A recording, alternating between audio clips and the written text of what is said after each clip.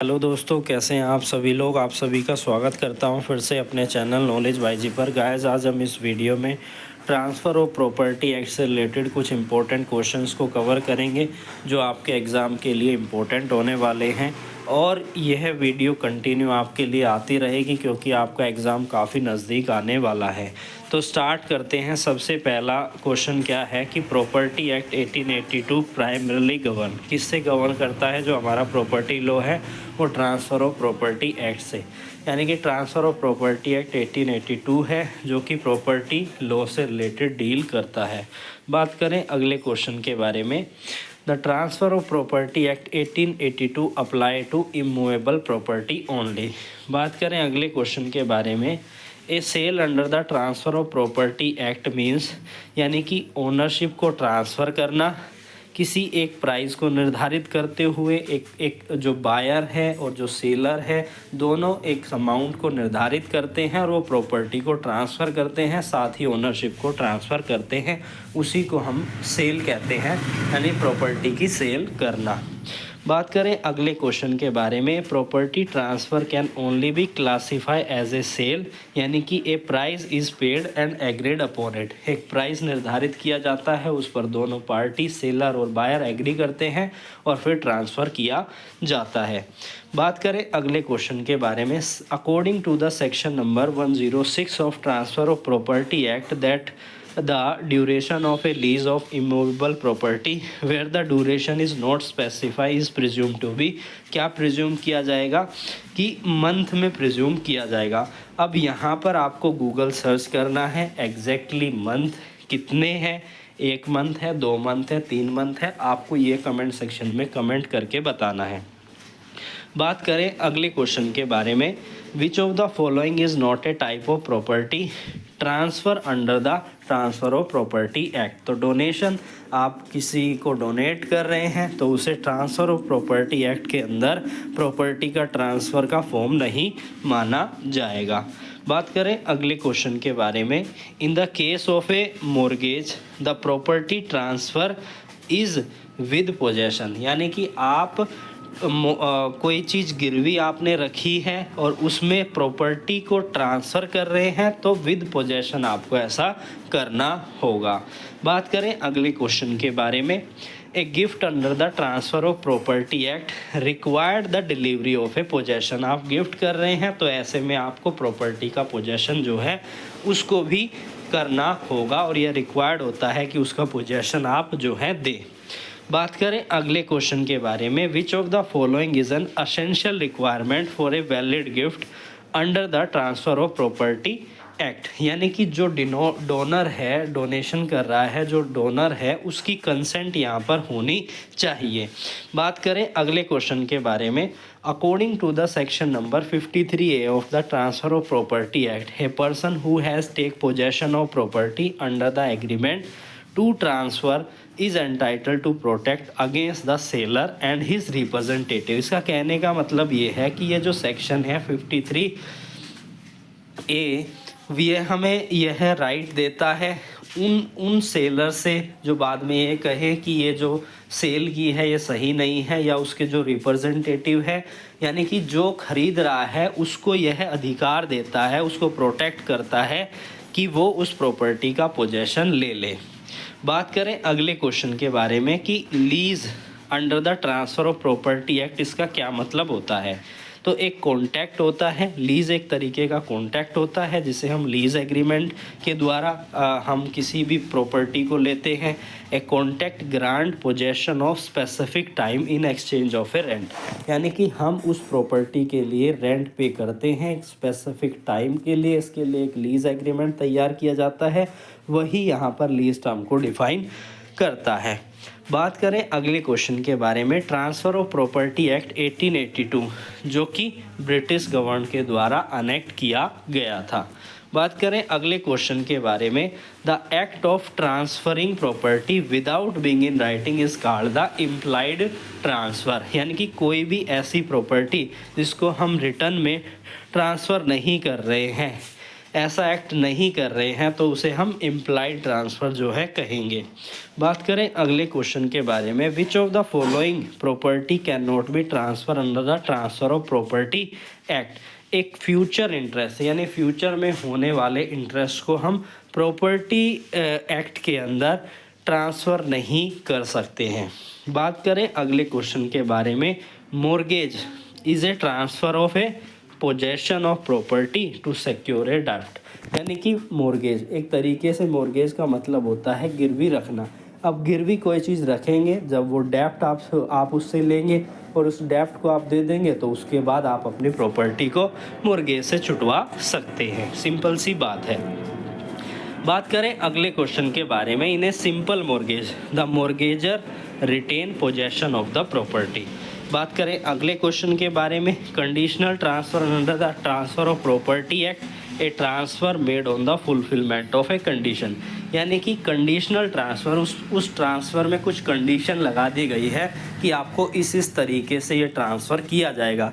अब आपको वो कंडीशन जो है फुलफ़िल करनी होगी, वही चीज़ यहाँ पर कही गई है। बात करें अगले क्वेश्चन के बारे में कि under section number 106 of transfer of property act if the lessor give a notice to the terminate the lease the notice period is 13 days।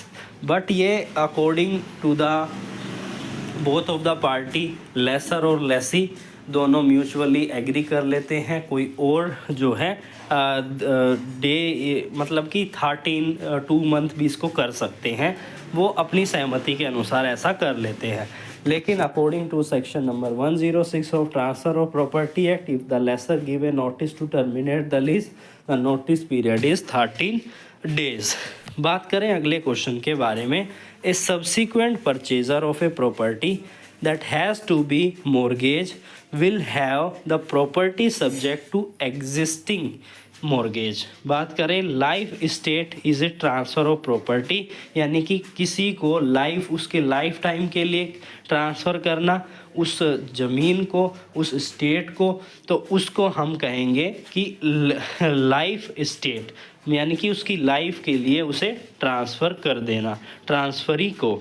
बात करें अगले क्वेश्चन के बारे में, a transferor of a property can made only by the deed, यानी कि केवल transfer deed के माध्यम से ही किया जाएगा। बात करें अगले क्वेश्चन के बारे में, in the case of attachment of property under A mortgage, यानी कि आपने गिरवी रखी है, उसकी अटैचमेंट आपने प्रॉपर्टी की कर दी है, उस केस में property can only be transfer कि retain under the ownership of the mortgagor, यानी कि बनी रहेगी मॉर्गेजर की ओनरशिप, उससे वो नहीं पीछे हट सकता क्योंकि ओनरशिप उसी के पास है।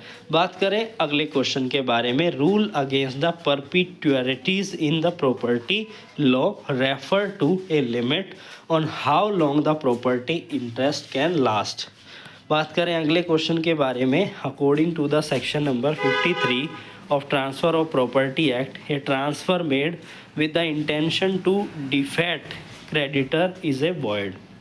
बात करें अगले क्वेश्चन के बारे में, the person who borrow money in a mortgage transaction is known as a mortgagor, यानी कि जो पैसा लेता है, गिरवी रखता है अपनी प्रॉपर्टी को, उसे मॉर्गेजर कहा जाता है। बात करें अगले क्वेश्चन के बारे में, under the transfer of property act a gift can be made without consideration, यानी कि आप किसी चीज़ को गिफ्ट कर रहे हैं, किसी प्रॉपर्टी को गिफ्ट कर रहे हैं तो आप उसमें पैसा नहीं लेंगे, कंसिडरेशन जो है नहीं लेंगे।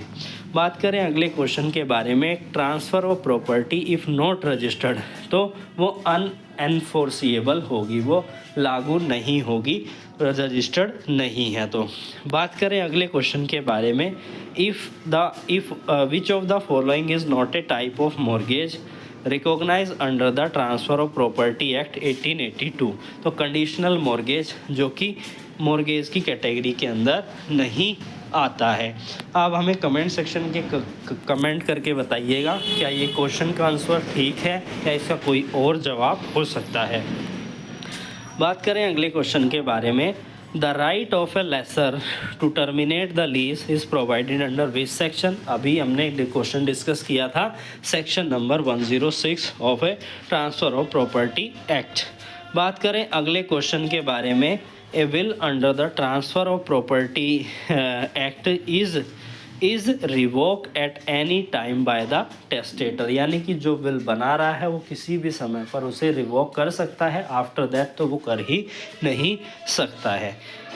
बात करें अगले क्वेश्चन के बारे में, according to the transfer of property act a sale of immovable property must be made by a registered deed, यानी कि आप सेल कर रहे हैं तो रजिस्टर्ड डीड के माध्यम से ही उसे करेंगे।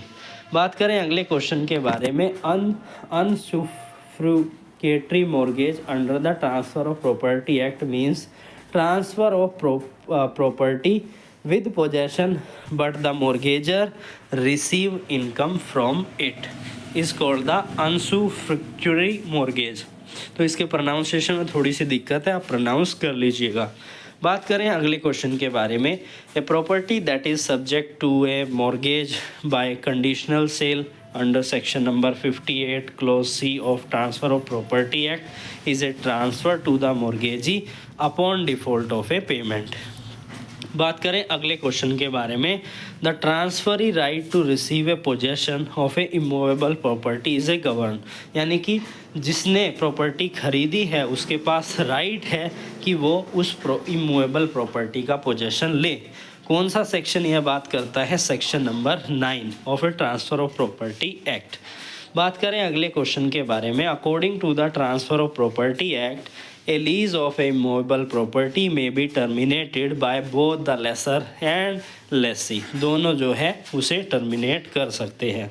बात करें अगले क्वेश्चन के बारे में, under the transfer of property act A transferor of a property means the convenience of an interest in A immovable property, दोनों की आपसी सहमति, कितने पे डिसाइड करना है, कितने पे सेल आउट करना है, आपसी सहमति से ऐसा किया जाएगा, दोनों के इंटरेस्ट को ध्यान में रखा जाएगा। In a reverse mortgage the mortgagor receive a money from the mortgagee but retain the possession of the property, यानी कि प्रॉपर्टी का पोजेशन रहेगा ट्रांसफरी के पास ही, यानी मॉर्गेजी के पास ही, लेकिन वो उससे मनी जो है रिसीव करेगा, इसी को हम कहते हैं रिवर्स मॉर्गेज।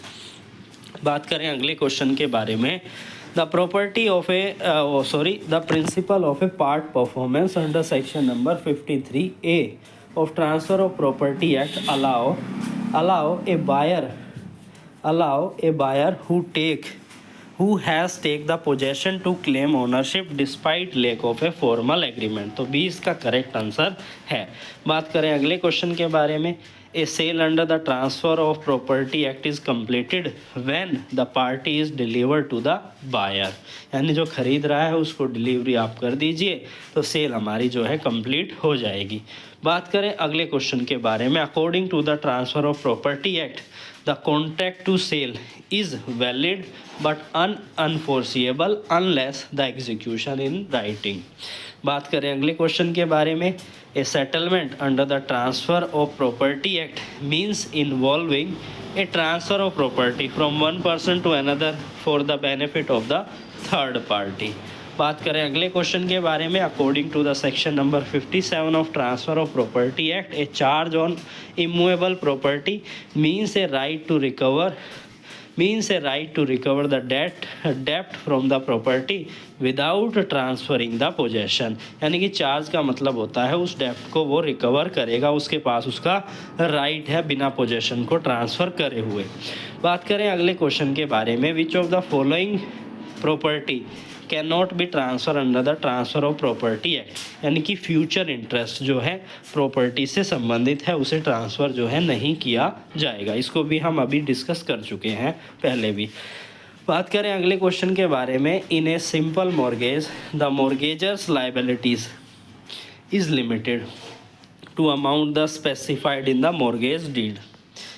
बात करें अगले क्वेश्चन के बारे में, in the case of a partial transfer of a property the transferor retain only the right to possess part of the property। बात करें अगले क्वेश्चन के बारे में, in the context of the transfer of property act attachment means, यानी कि property को seize कर लेना, डेप्ट को सिक्योर कर लेना, इसी को हम कहते हैं अटैचमेंट। बात करें अगले क्वेश्चन के बारे में, section number 55 of transfer of property act deal with which. Section 55 जो कि बायर और सेलर दोनों की ओब्लिगेशन के बारे में बताता है, प्रॉपर्टी के रिगार्डिंग क्या क्या उनकी ओब्लिगेशन है, क्या कर्तव्य है, क्या सेलर के कर्तव्य हैं, क्या बायर के कर्तव्य हैं। बात करें अगले क्वेश्चन के बारे में, in case of a transfer of property bye will the property passed immediately upon the death of the testator, यानी कि तुरंत जैसे ही यहाँ पर विल कर दी जाएगी और जैसे ही टेस्टेटर की डेथ होती है उसके बाद इमीडिएटली उसको ट्रांसफ़र की जाएगी जिसके फेवर में विल की गई है। बात करें section number 106 of a transfer of property act, जो बात करता है लीज़ के टर्मिनेशन के बारे में, नोटिस पीरियड के बारे में, जो कि बताया गया है। बात करें अगले क्वेश्चन के बारे में, ट्रांसफ़र ऑफ प्रॉपर्टी जो कि क्या करता है, टाइटल को, ओनरशिप को दूसरे को देता है, यानी कि एक ऐसा एक्ट किया जाता है, एक बायर एक सेलर ने सेल किया, उस प्रॉपर्टी का टाइटल और उसका ओनरशिप जो है ट्रांसफ़र हो गई दूसरे को, उसी को कहते हैं हम ट्रांसफ़र ऑफ प्रॉपर्टी। तो आज की वीडियो में हमने 15 क्वेश्चंस को कवर किया। आई होप आपको ये वीडियो अच्छी लगी होगी।